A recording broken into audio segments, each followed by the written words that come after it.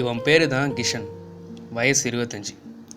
College முடிச்சுட்டு என்ன செய்கிறதுன்னு அவனுக்கும் தெரியல, அவங்க அப்பாவுக்கும் தெரியல. ஆனால் ஃப்யூச்சரில் என்ன ஆகணும்னு கேட்டால் பெரிய கலெக்டர் ஆகணும்னு சொல்லுவான். இவனை பற்றி சொல்கிற அளவுக்குலாம் பெருசாக ஒன்றும் இல்லை. ஆனால் ஒரு விஷயம் மட்டும் இருக்குது. இப்போ வேலைக்கு அப்ளிகேஷன் ஃபில் பண்ணிருக்கான்னு தானே நினைக்கிறீங்க? அதுதான் இல்லை. மூதேவி தூங்கிக்கிட்டு இருக்கு. இவனுக்கு தூக்கத்தில் நடக்கிற வியாதி இருக்குங்க.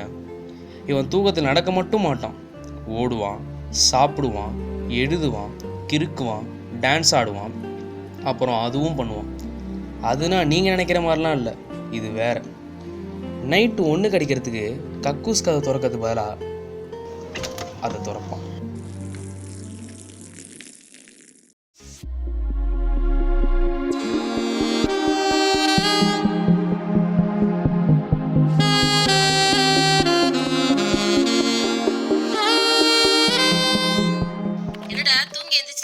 அதெல்லாம் 8 மணிக்கே எழுந்திட்டேன். காலைக்கு தோசை ஊற்றி வச்சிருக்கேன், சாப்பிட்ரு. சாப்பிட்டேன். இன்னைக்கு செஞ்ச தக்காளி சட்னியோட ஃப்ரிட்ஜில் நேற்று செஞ்ச தேங்காய் சட்னி இருக்கு, சாப்பிட்டியா? ஆமாம், நேற்று தேங்காய் சட்னியில் உப்பு கரெக்டாக இருந்தது, இன்றைக்கே கொஞ்சம் ஜாஸ்தியாக இருக்குது. ஓ, கிஷன் வேலைக்கு போகாமல் வீட்டில் இருக்கானு கொஞ்சம் ரோஸை வரட்டுன்னு காலைல போகும்போது உப்பு கொஞ்சம் ஜாஸ்தியாக போட்டு போயிட்டியா? இல்லையே, உப்பு அதிகமாக போடலையா? ஆமாம், ஃப்ரிட்ஜில் சட்னி வச்சா உப்பு அதிகமாகுமா என்ன? ஃப்ரிட்ஜில் வச்சாலாம் ஒன்றும் ஆகாது. உன் தம்பி உச்சா போயிருப்பான், அதை சாப்பிட்டு பேசுகிறான் பேச்சு. உச்சாவா? சரி, தேங்காய் சட்னியை மிச்சம் வைக்காம சாப்பிட்ரு.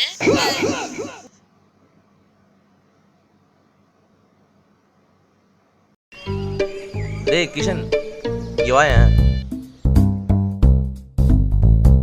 கிஷன், ஃப்ரிட்ஜில் தேங்காய் சட்னி வச்சுருக்கேன், சாப்பிட வந்துடாத. குர்ஷித்து தான் வீட்டு டேங்க்ல இருக்கிற தண்ணியை தான் குடிக்காம மற்றவங்களை குடிக்க வச்ச அளவுக்கு பார்க்குறோம் மனுஷன். நான் யாரு? மனுஷன்.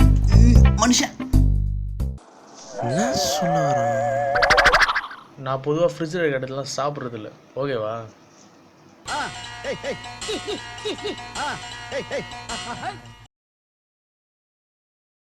இவன் மட்டும் உஷாரா இருக்கான்டா.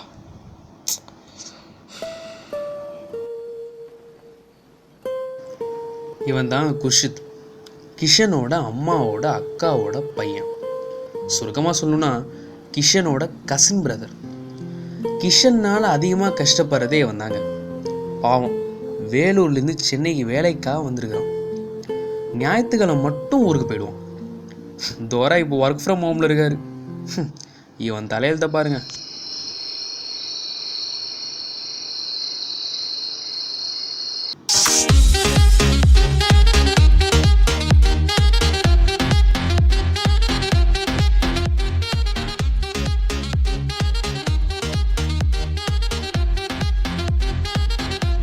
இவன் வேற காய்கறி நறுக்கிட்டு கத்தி இங்கேயே வச்சுட்டு போயிடுறான்.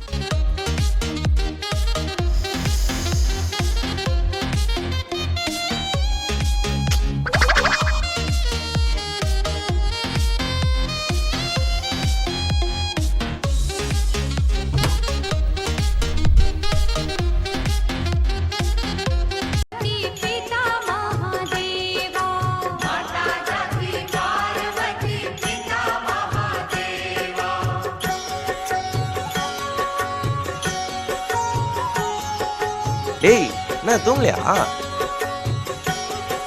டேய்,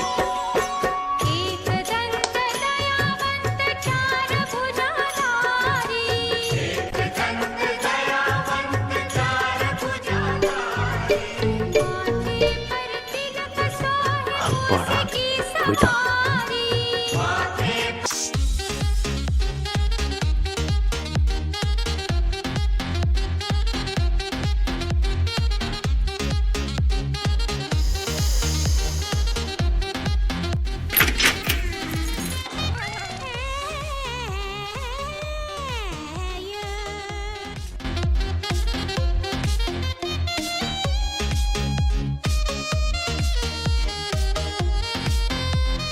என்ன பாத்ரூம்ல இருந்து சாப்பிட்டு வரான்? டேய், பால்கனியில் இன்னைக்கு காற்றே வரலடா. ஏன்னா பாத்ரூம் பால்கனி. ஆனால் நான் சாப்பிடுவேன்னு தெரிஞ்சு அங்கே சேர் வச்சுருக்க பாரு, ரொம்ப சந்தோஷம்டா. சேரா? ஓ, பேசின சொல்கிறானா? இவனுக்கு வேறு தூக்கத்தில் நடக்க வியாதி இருக்குல்ல.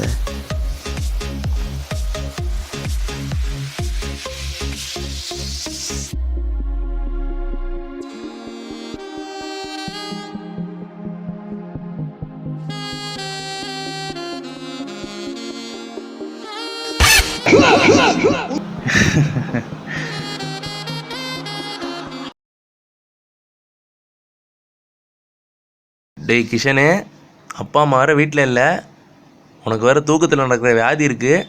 நான் போயிட்டு ஒரு 2 நாளில் வந்துடுவேன், பார்த்து இருந்துக்கோ. அதெல்லாம் நான் பார்த்துக்கிறேன். இவ்வளோ ஊருக்கு போய் சேரு. பார்த்துக்கூடா. பாய். பாய் பாய் பாய்.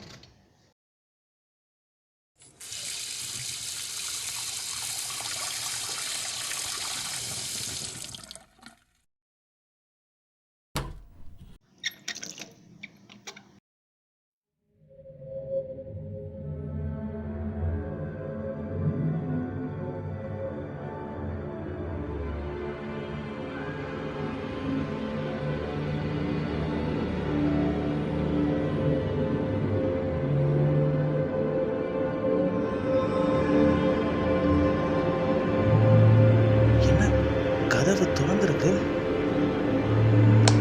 படுக்கிறப்ப மூடிட்டு தான் வந்து படுத்தேன்.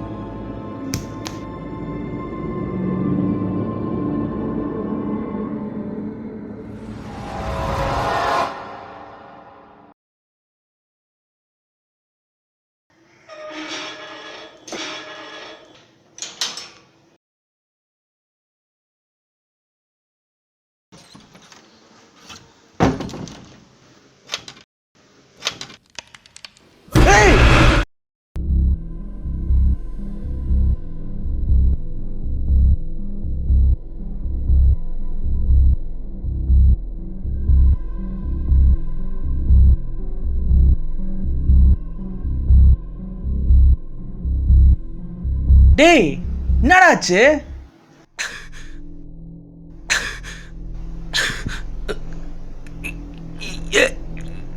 ஏன்டா இப்படி பண்ண?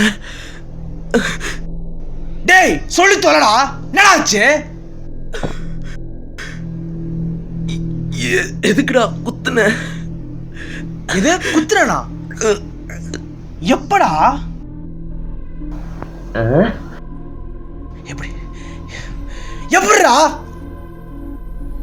எனக்கா பெட்லேருந்து எழுஞ்சி பரவச நிலையை அடைஞ்சேன். அதுக்கப்புறம் கரடி கேட் வாக் போற மாதிரி ஒரு வாக்க போட்டேன். அதுக்கப்புறம் டெபிட் கார்டை ஏடிஎம்ல சொறி எடுக்கிற மாதிரி கத்தி என் வயிற்றுல சொருவி எடுத்தேன். அதுதான் நடந்துச்சு. குத்தினா? குத்தினா? குத்திட்டேன். ஏய் என்னடா? ஏய் ஏய் என்னை கலாயிரியா? இது ரத்தமா? இது சாஸ் உட்காந்து சீன் போடுறியா? ஏய் எறா கைய எறா கைய.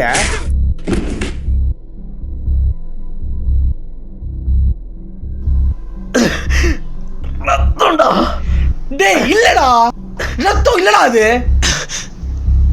இருடி, இன்னும் கொஞ்ச நிமிஷம் தான், போலீஸ் இங்க வந்துருவா. மீதி வாழ்க்கை ஜெயில தான் அனுப்பிக்க போறேன்.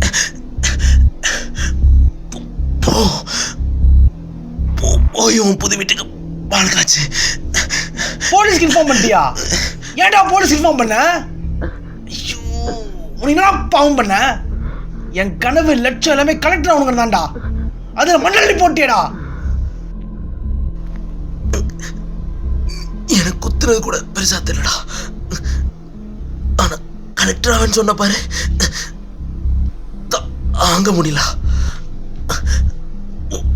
உன்ன மாதிரி ஒரு தொங்க மூஞ்சிக்காரெல்லாம் கலெக்டர் ஆனா ஊரு விளங்குமாடா. நீ எல்லாம் கலெக்டர் ஆனா உன் வீட்டு தேங்காய் சட்னியில மட்டும் இல்லடா, ஊர்ல இருக்கிற எல்லாரும் வீட்டு தேங்காய் சட்னிலையும் ஒண்ணு கடிப்படா. டேய் அதுக்காக போலீஸ் இன்ஃபார்ம் பண்ணுவியாடா?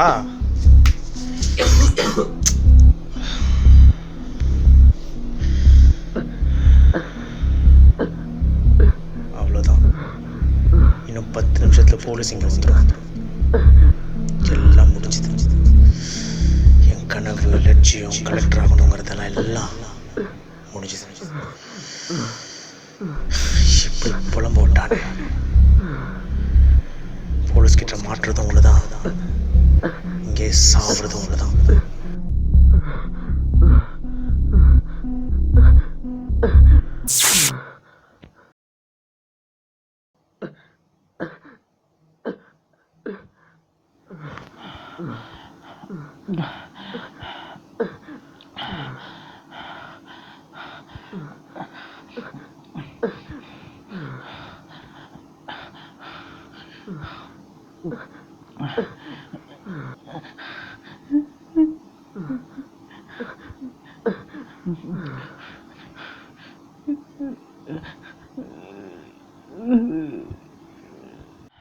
பெரிய 3 படம் தனுஷு நினைப்பேன்.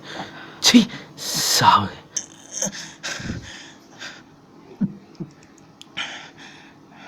நான் செத்தி இவன் பொழைச்சிட்டான்னா என்னால கூடல. சீ செத்து தொலை.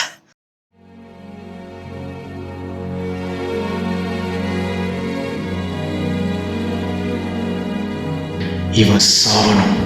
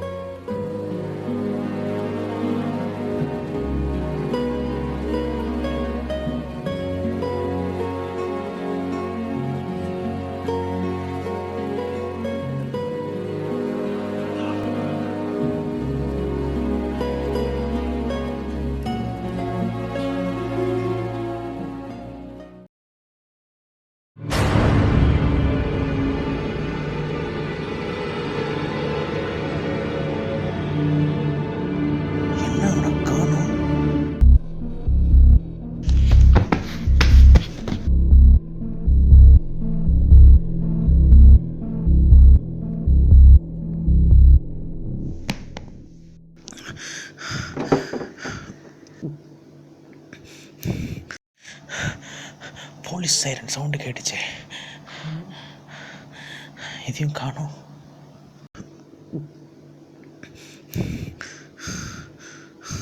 என்னடா நடக்குது?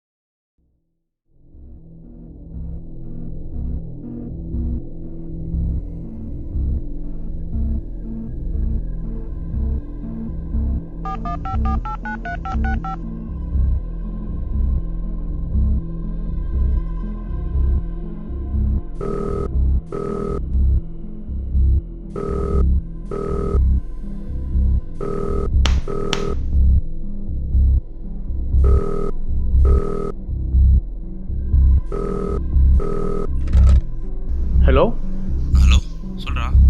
டேய் குர்ஷித், எங்கடா இருக்க? நான் தான் ஊருக்கு போகிறேன்னு சொல்லிட்டு போனேன்ல. ஊருக்கா? ஏன்டா, என்னாச்சு? Hello hello hello. உண்டா ஒன்றும் இல்லை, நீ போயிட்டு வா. டேய் ஜி சொல்லு, என் வீட்டு ஃப்ரிட்ஜில் ஒன்று கிடச்சா? டேய் அது இல்லடா, ஒரு கனவு. நைட்டு ஒன்று அமுச்சிட்டு கேட்டை போட்டாமல் வந்து படுத்துட்டேன். நடத்தில ஒன்றுக்கு வந்துருச்சு.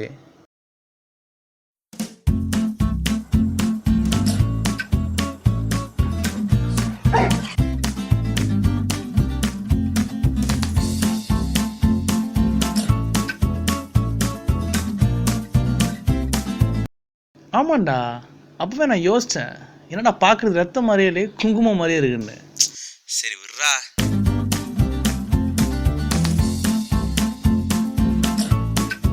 இதாண்டா குஷித்து நடந்தது. ஆனால் பரவாயில்ல, எனக்கு நல்ல காலம் பிறக்க போகுதுன்னு நினைக்கிறேன். எப்படிடா? பின்ன கனவு டெத் வந்துச்சுன்னா எதுவும் நல்ல சரணும்னு சொல்லுவாங்கல்ல. அட மூதேவி, அந்த டெத்து எந்திரா. அதை நான் என்ன பண்ணுறது? உனக்கு என்னைக்குடா கெட்ட காலம் வந்திருக்கு? உனக்கு எப்போவுமே நல்ல காலம் தான். உன்னால் எனக்கு தான் தினம் கெட்ட காலம் விடியுது. ஆனால் கடுப்பாக இருந்தாலும் காமெடி பண்ணுற பற்றியா, உங்ககிட்ட பிடிச்ச விஷயமே எனக்கு அதான்டா. சரி, மண்டே அன்னைக்கு கண்டிப்பாக டாக்டர் வீட்டுக்கு போகிறோம். ஓகேடா, நம்ம ஃபேமிலி டாக்டர் வீட்டுக்கே போயிட்டு வந்துடலாம். யாரா நம்ம ஃபேமிலி டாக்டரு? அட பாவி, நம்ம ரத்ன பாபுடா. எது ரத்ன? டேய் ரத்ன பாபுடா. ஓ ரத்ன பாபு, அந்த நாயா?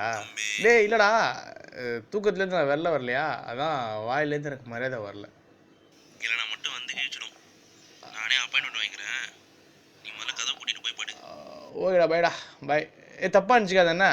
அப்புறம் நீ படம் தப்பாக இருந்துச்சு, ஏதாவது பிரச்சனை நடக்க போகுது. அப்போ எல்லாம் தூக்கத்தில் கற்பனையா?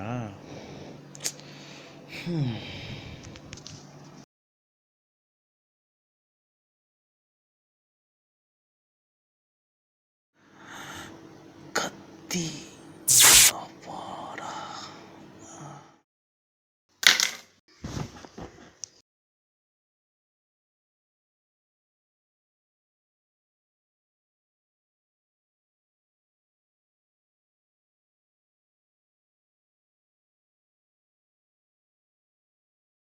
ஆமாம் டாக்டர், எனக்கு ஒரு 4-5 வருஷமாகவே இந்த பிரச்சனை இருக்குது டாக்டர். நபி முச்சு ஒரு 4-5 வருஷம் ஆகுது வீட்டில் சும்மா தான் இருக்கேன். என்ன தான் வீட்டில் சும்மா இருந்தாலும் நைட்டு படுக்கிறப்ப சந்தோஷமே அது ஒரு தனி சந்தோஷம் டாக்டர். அதாவது எவ்வளோ கோடி ரூபா கொடுத்தாலும் அந்த சந்தோஷத்துக்கு ஈடாகுது டாக்டர். ஒவ்வொரு நாள் நைட்டும் அவ்வளோ ஆனந்தமாக நான் போய் படுக்க போவேன் டாக்டர். ஆனால் விடிஞ்சதுக்கப்புறம் பார்த்தா பெட்லேருந்து கீழே விழுந்திருப்பேன், பால்கனிலேருந்து எந்திரிச்சிருப்பேன், கக்கூஸ்லேருந்து எந்திரிச்சிருப்பேன், கிச்சன்லேருந்து எந்திரிச்சிருப்பேன். ஒரு நாள் எய்த்த வீட்டுக்காரர் வந்து எழுப்பிவிட்டார் டாக்டர். என்னடா நம்ம தான் வீட்டை பூட்டு வந்து படுத்தோமே, இவர் எப்படி எழுப்புறாருன்னு பார்த்தா நான் ரோட்டில் படுத்திருக்கேன் டாக்டர். எனக்கு இடைப்பட்ட வேலையில் என்ன நடக்குதுன்னு தெரில டாக்டர். அப்படியே பிளாங்காக இருக்குது டாக்டர். எனக்கு ஒன்றுமே புரிய மாட்டேங்குது டாக்டர். இது படுக்க போகிறேன், சந்தோஷமாக தான் படுக்க போகிறேன், ஆனால் எந்திரிச்சு பார்த்தா வேறு ஏதோ இடத்துல இருக்கேன் டாக்டர். பாவம் டாக்டர், என்னால் அதிகமாக பாதிக்கப்படுறதே ஆமாம் தான் டாக்டர். ரொம்ப கஷ்டப்படுறேன். எவ்வளோ பாவமாக உட்காந்துருக்காங்க பாருங்கள் டாக்டர். ரொம்ப கஷ்டப்படுறான் டாக்டர். நீங்கள் தான் டாக்டர் எப்படியாவது என்னை வெளில கொண்டு வரணும். ஆரம்பத்தில் யாராவது எனக்கு பில்லி சூனியை வச்சிட்டோம்னு நினச்சிட்டு மந்திரவாதியெல்லாம் கூப்பிட்டு வந்து மந்திரிச்சு விட்டாங்க டாக்டர். அதுக்கப்புறமா அறிவியல் ரீதியாக அதை பார்க்குறப்ப தான் ஏதோ நாக்டாபுலிசம், தூக்கத்தில் நடக்கிற வியாதி, அப்படி இப்படின்னு ஏதோ சொல்கிறாங்க டாக்டர். எனக்கு ஒன்றுமே புரியல டாக்டர். அப்படி இப்படின்னு ஒரு 4 வருஷம் ஓடிடுச்சு. இதுலேருந்து எனக்கு எப்படி எனக்கு அப்புறம் கலெக்டர் ஆகணுங்கிறது தான் டாக்டர் என்னோடய மிகப்பெரிய கனவு. பெரிய கலெக்டர் ஆகி இந்த சமுதாயத்துக்கு ஏதாவது நல்லது பண்ணிக்கிட்டே இருக்கணும் டாக்டர். ஏதாவது நல்லது செஞ்சுக்கிட்டே இருக்கணும். கண்டிப்பாக என்ன தனி ஒரு மனுஷனுக்கு நாளைய சமுதாயத்துக்கு ராத்திரி தான் சுத்திட்டு இருந்தான்னு பார்த்தா பகல்லையும் பட்டைய போட்டு ஆரம்பிச்சிட்டான். பண்ணுறீங்க, நாளைய தமிழகத்துக்கு ரிட்டர்ன் பண்ணுறீங்க.